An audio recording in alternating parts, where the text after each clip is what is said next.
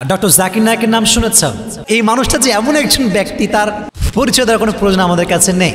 সেদিন আমি একটা লেকচার শুনছিলাম ডক্টর জাকির নায়েকের, যে সে কীভাবে বিয়ে করেছে।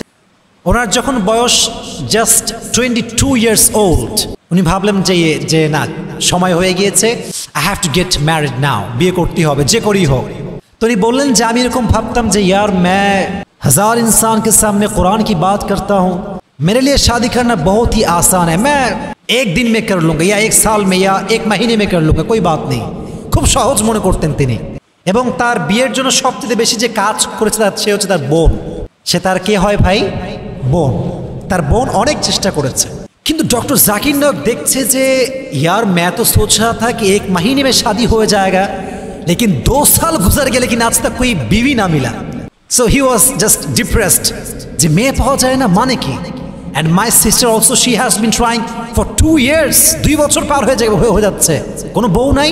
উনি বুঝে গিয়েছেন না, এটা কোনো হাসি খেলার জিনিস না, এটা 1-2 দিনের বিষয় না।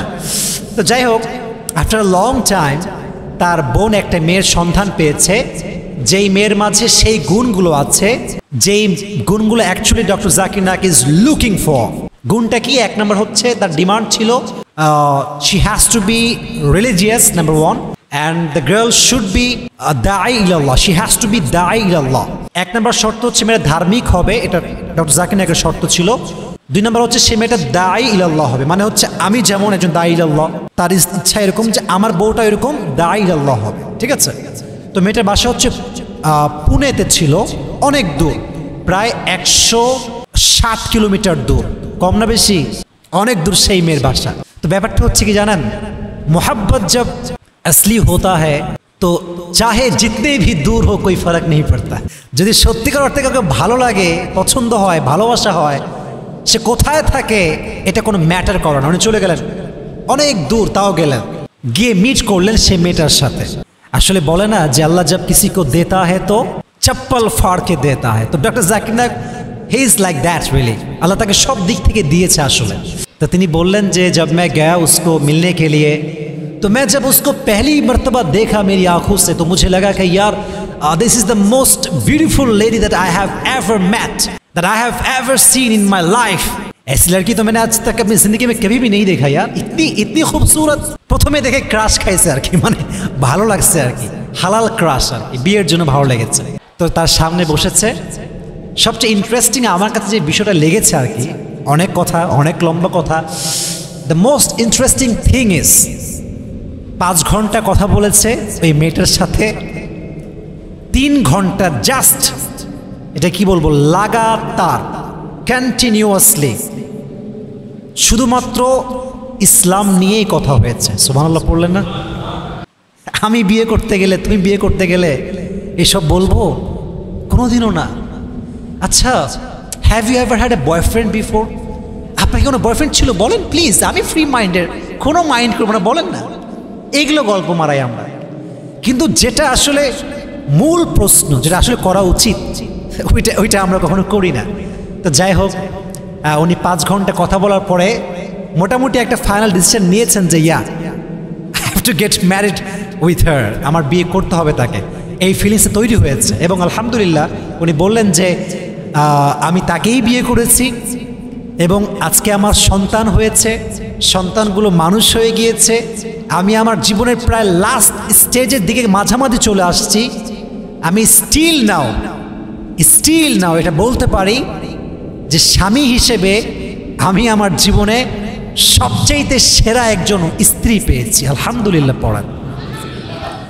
সো প্রিয় ভাইরা, আমি যেটা বলতে চাচ্ছি সেটা হচ্ছে it is really hard to decide and it is really difficult to decide whom you should get married.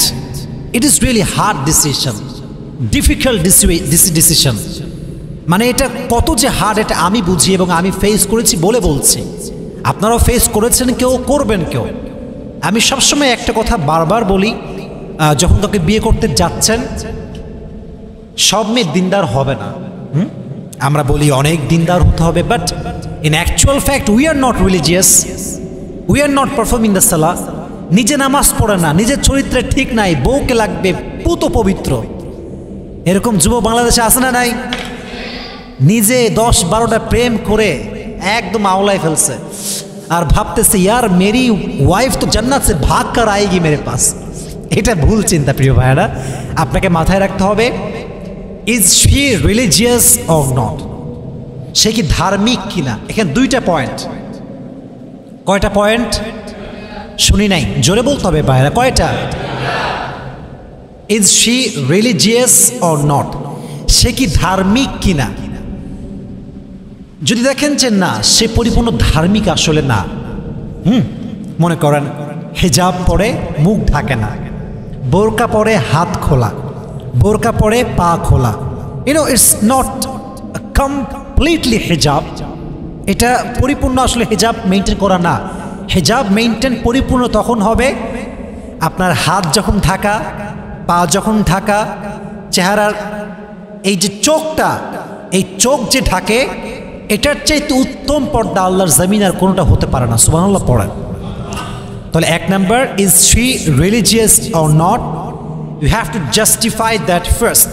1 number. আচ্ছা, এখন যদি পরিপূর্ণ রিলিজিয়াস না হয়, তোমাকে এইটা ফোকাস করতে হবে সে আসলে রিলিজিয়াস হতে চায় কি চায়।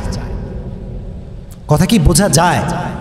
এক হচ্ছে পরিপূর্ণ ধার্মিক, আর এক হচ্ছে পরিপূর্ণ না, but she wants to be religious, সে হতে চায় বাট সোসাইটি হতে দিচ্ছে না, স্বামী পাচ্ছে না। The matter is like that. তুমি কি করতে পারো? সেই মেয়েকে বিয়ে করতে পারো। কেন? কারণ সে তোমাকে পেলে ধার্মিক হয়ে যাবে ইনশাআল্লাহ। কথা বলেন, জোরে বলেন ইনশাআল্লাহ। যেমন মনে করেন সানা খান, হ্যাঁ, she is from Bollywood, she was model. Bollywood means what? বোঝেন বলিউড মানে কি ভাই? অনেক বড় নগণ্য জায়গা, অশ্লীল জায়গা। সে সেখান থেকে কাম ব্যাক করেছেন, মাশাআল্লাহ, she got a married with a মুফতি, একজন মুফতিকে বিয়ে করেছে সে। এখন মুফতি যদি বলতো यार मैं तुमसे शादी नहीं करना चाहता, क्यों? तुम्हारा पास खराब था, तुमने इसके साथ गया उसके साथ गया, मैं एक्सेप्ट नहीं कर सकता। তো আসলে কিন্তু আজকে সে বিয়ে করতে পারতো না।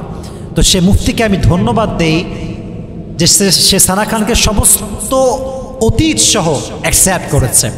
এবং আমার কথা হচ্ছে এইটা, যদি কোনো মেয়ে, আমি আগে বলেছি ভালোবাসার অর্থ দেওয়া নয়, স্যাক্রিফাইস করা। যদি কোনো মেয়ে তোমার জন্য দিনদার হতে পারে, তুমি তোমার সর্বোচ্চটুকু দিয়ে তাকে বিয়ে করে তাকে দিনদার হওয়ার জন্য সুযোগ করে দিবা। রাজি আছো তো ইনশাআল্লাহ? তাহলে বোঝা গেল আজ থেকে বিয়ের সিদ্ধান্ত অনেক সহজ, তাই না? কি কথা বলেন, সহজ না কঠিন? তাহলে এটার যদি সহজ বানাতে চান, প্রত্যেক দিন তাহাজ্জুদের সময় উঠে আল্লাহর কাছে দোয়া করবেন। রাজি আছেন তো ইনশাআল্লাহ?